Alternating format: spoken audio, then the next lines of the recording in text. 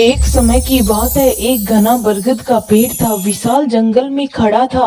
वह बहुत पुराना और शक्तिशाली था और उसकी शाखाएं आकाश तक फैली हुई थी। उसके नीचे बहुत सारे पक्षी और जानवर आराम करते थे। बरगद के पेड़ के आसपास का वातावरण शांत और सुखद था, क्योंकि उसकी छांव में सभी को आराम मिलता था। एक दिन एक गिद्ध पेड़ की शाखा पर बैठा हुआ। वह दिन भर उड़ता थक चुका था और बरगद की पेड़ की छांव में कुछ देर आराम करना चाहता था।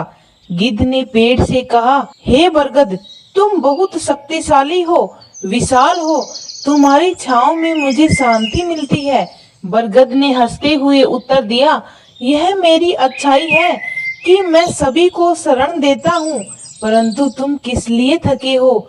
गिद्ध ने जवाब दिया, मैंने कई जगहों पर उड़कर शिकार किया है, परंतु हर बार मेरा शिकार मुझसे दूर भाग जाता है। मैं किसी को नहीं पकड़ पाता।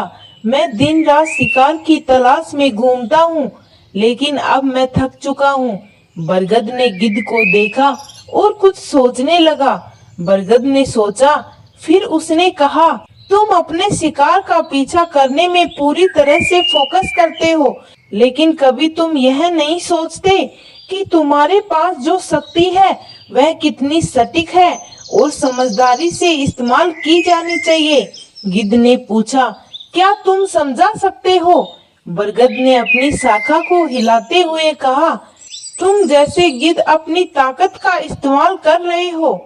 तुम्हारे पास पंख है, लेकिन अगर तुम अपने उद्देश्य को ठीक से नहीं समझोगे तो तुम्हारी उड़ान कभी सफल नहीं होगी।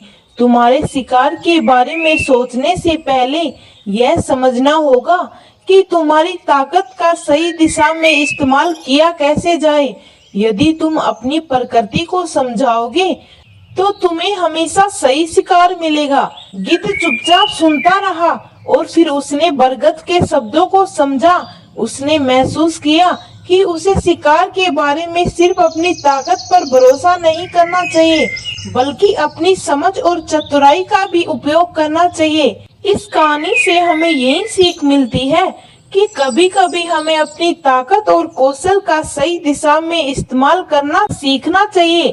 अगर हम अपनी रणनीति और समझ को बढ़ाएं, तो हम अपने लक्ष्य को आसानी से प्राप्त कर सकते हैं।